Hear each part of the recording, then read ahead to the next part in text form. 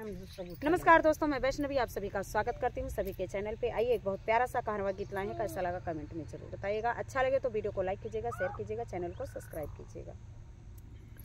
कि झेंगुर बोलै जानकार जियरा लागै ना हमार, झेंगुर बोलै जानकार जियरा लागै ना हमार, कहिया अइबा दिलदार नाई हरवा में, कहिया अइबा दिलदार नाई हरवा में। पापा लाए पटना साड़ी मम्मी कई दी तैयारी, पापा लाए पटना साड़ी मम्मी कई दी तैयारी, कब लागे ना हमार जियरा लागे ना हमार नाई हरवा माँ, जियरा लागे ना हमार नाई हरवा में। झेंगुर बोलै जानकार जियरा लागे ना हमार, कहिया अइबा दिलदार नाई हरवा में, कहिया अइबा दिलदार नाई हरवा में। चाचा लाए पटना साड़ी चाची कई दी तैयारी, चाचा लाए पटना साड़ी चाची कई दी तैयारी, जियरा लागे ना